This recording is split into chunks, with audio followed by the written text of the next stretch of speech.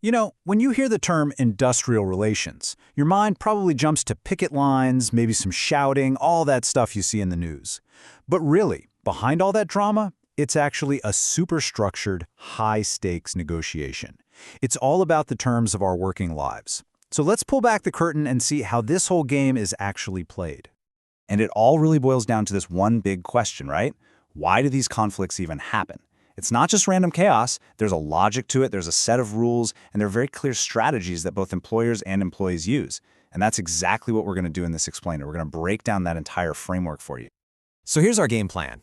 First, we'll look at the spark, what actually ignites a dispute. Then we'll dive into the playbooks for both the employees and the employers.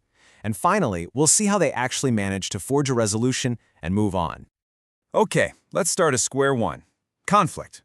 Well, it's just a part of any workplace, right? At its very core, it really just happens when what the employees need and what their employer wants are either being ignored or they're just completely out of sync. And just look at all the different ways this can start. I mean, a dispute can spark from something as simple and personal as two people just not getting along, or it can be something way bigger, something systemic.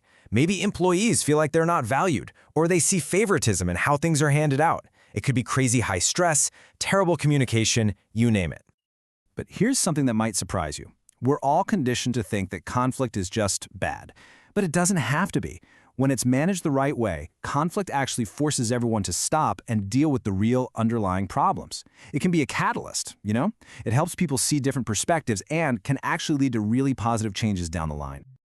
All right, let's talk about the first player in this game, the employees. Think about it. One single worker doesn't have much power against a giant company. So how do they level the playing field? Well, they get organized. And this right here is their main tool, the trade union. The best way to think about it is as the collective voice for the entire workforce. See, by banding together, workers suddenly have real negotiating power to push for the things they all want. You know, the big stuff, like better pay, safer working conditions, or maybe just more reasonable hours. So what can a union actually do? Well, let's look at two key tactics. First up is work to rule. This one is so clever. Employees do exactly what's in their contract and not one single thing more. That example of the UK teachers refusing to run after-school clubs, it just shows how much organizations rely on that extra goodwill and how quickly things can grind to a halt without it. Then, of course, you have the ultimate weapon, the strike. And that French ski resort example is perfect. Timing it for the busiest tourist season, that creates maximum leverage to force a deal. But it's not all about confrontation. The end goal here is to reach an agreement through a formal process called collective bargaining.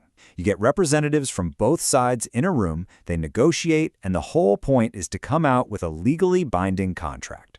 It's a structured process that's actually designed to find a solution before things get too crazy. Okay, so that's the employee playbook, but this is a two-player game. So now, let's flip the script and look at the powerful strategic moves that employers have up their sleeves. One of the biggest tools an employer has is the threat of job losses. Simple as that. If workers start to believe that continuing a dispute might actually cost them their jobs, well, that creates a huge amount of pressure to come to the table and compromise. I mean, we saw this play out in 2023 when British Airways used the threat of major job cuts to end a dispute pretty quickly. Another move employers can make is to try and change the terms of employment. This is a really effective tactic with fixed-term contracts because the employer can just decide not to renew the contracts of anyone who's making noise or disputing the new changes. It creates a lot of instability, and that makes people nervous. And then you have the nuclear option. In some really extreme cases, a business might threaten to shut the whole thing down rather than give in to what employees are demanding. It is a massive, high-stakes bluff for sure. It puts literally everyone's job on the line, but there's no denying it's an incredibly persuasive threat.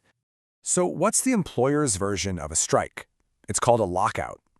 This is when the company physically prevents workers from coming to work and then stops paying them. It's a way to put direct, intense financial pressure on employees to get them to accept the company's terms. And if you want a powerful, real-world example of this, just look at what happened with American Crystal Sugar. They literally locked out their union workers during a contract dispute and just hired replacement workers for less money. It was a really long and brutal fight, but it just goes to show you how effective a tactic like that can be. So we've seen the moves and the countermoves. But you know, most of these disputes don't end with one side getting a total victory. So how do they get from a place of conflict to actually signing a contract? Let's dig into the resolution process. Okay, so when talks completely stall, you often bring in a neutral third party, kind of like a referee. And there are two main ways this goes. Conciliation, that's like bringing in a relationship counselor. The mediator is there to help the two sides talk, but they don't make the final call. Arbitration, on the other hand, is like going in front of a judge.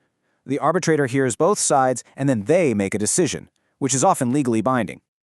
But honestly, the best way to resolve a conflict is to just prevent it from ever happening. And smart companies use these proactive strategies to build a better relationship from the start. Things like employee participation, like at Pixar, make workers feel like they're actually a valued part of the team. Then you have things like no-strike agreements, where unions promise not to strike to build good faith, like that Olympic truce in France. And single-union agreements, which Starbucks is starting to do, just make negotiations way simpler. So, at the end of the day, when you strip it all away, industrial relations isn't just about random anger or fighting. It's a complex dance. It's a structured negotiation with its own rules, its own strategies, and clear paths to find a resolution, all to figure out the fundamental terms of how we work. And all of this leaves us with one final, absolutely massive question.